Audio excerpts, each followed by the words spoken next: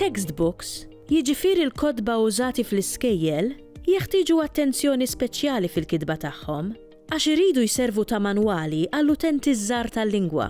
It-tim tagħna ltaqa' ma' Klera Zoppardi u Lianna Llul biex jitkixxef aktar dwar dawn il-kotba. Meta ngħidu textbook huwa ktieb intenzjonat biex jagħti informazzjoni lill-istudenti imma anke iħarriġhom f'diversi oqsma.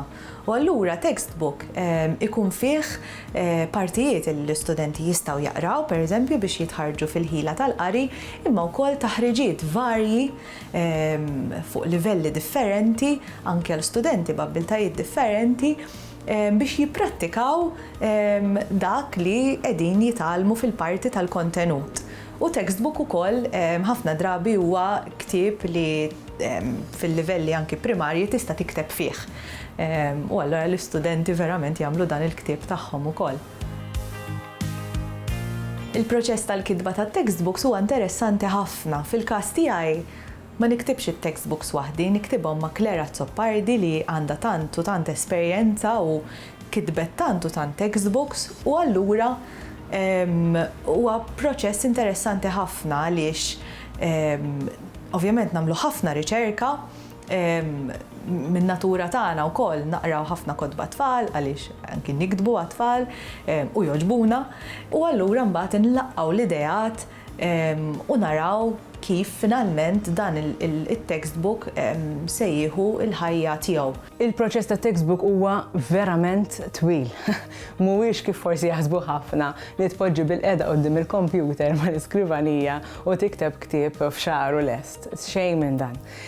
Nibdew l-ewwel mill-għalliema, jiġifieri nistaqsu numru ta' għalliema f'diversi skejjel ukoll skejjel differenti, skejjel tal-istat, skejjel tal-knisja, skejjel indipendenti, ta' sena partikolari sewa jiddependi mis-sena li nkun qed naħdmu fuqha u dawn jagħtuna l-materjal, jagħtuna t-temi li jagħmlu pereżempju, jagħtuna anke l-livell, ġifieri permezz tal-materjal li l-għalliema jgħaddulna inkunu nafu il-livell tal-istudenti x'inhu bejn wieħed u ieħor sewwa u nqabblu anke minn skola għall-oħra, minn għalliema għall-oħra. Imbagħad, meta neżaminaw dawn ir-riżorsi kollha ta' għalliema differenti, nħarsu lejn is-sillabi, inħarsu lejn l-LOFs u nibdew nippjanaw mbagħad it-textbook tagħna, il-ktieb tagħna. Jiġifieri biss anke dan il-proċess jieħu numru ta' xhur. Meta nippjanaw it-temi u nfasslu ħanajtek l-idea tagħna anke skont is-sillabi li hemm.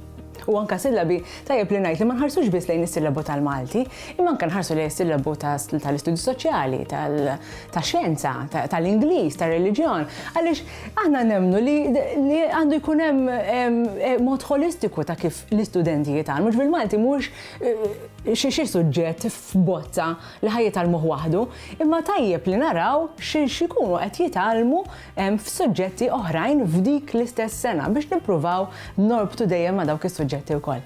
Mela wara dan kollu, imbagħad nibdew nikdbu, nibdew nfasslu l-ewwel it-temi kollha, il-kapitli kollha, imbagħad nibdew insibu t-testi marbutin ma' dawn l-istess temi, inqabdu awturi ġodda, żgħażagħ jiktbulna wkoll testi ġodda biex nużawhom anke bħala taħriġ il-fehm, jew biex nużawhom pereżempju għall-grammatika, ħalli nagħtuhom dejjem il-grammatika f'kuntest.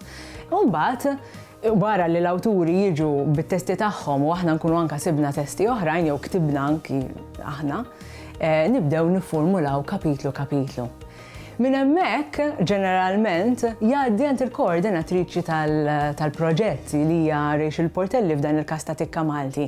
U anke minn hemmhekk jgħaddi għand ċertu għalliema tal-istess livell li kont jgħallmu ġifieri l-istess sena biex tara jekk fil-fatt il-livell ġibniex tajjeb. Għaliex ħafna drabi hija ftit nkun qed naħdmu ftit flama u x'vera aħna kemm jiena u kemm li jenna l-lul ma nalmux fil-primarja, aħna nalmu il-post sekondarja.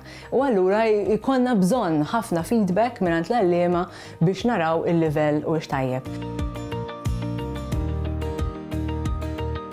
Ovvjament il-kitba ta' textbook mhix biss il-kitba innifisa imma fatturi varji oħrajn. Bħall-editjar fil-każ tiegħi u ta' Claire naħdmu ħafna ma' Rachel Portelli illi tigwidana u anke tina l-pariri tagħha u naħdmu flimkien biex inwasslu prodott sħiħ. Rachel ukoll hija l-ħolqa mal-illustratriċi li hija barranija f'dan il-każ u allura hi tikkomunika magħha biex inwasslu l-aħjar viżwali li huma tant importanti biex it-tfal jassorbu dak il-kontenut. Fil-każ pereżempju ta' Tikka Malti 1 u 2 kien hemm anke l-karattri Dina u Dina li t-tfal setgħu jassoċjaw magħhom u jifhmu aħjar. Hemm ukoll il-komponent tar-recordings pereżempju li mmorru studio u nirrekordjaw, vera jkun mument ħelu biex verament nagħtu prodott holistiku lill-istudenti li minnu jieħdu l-aħjar possibbli.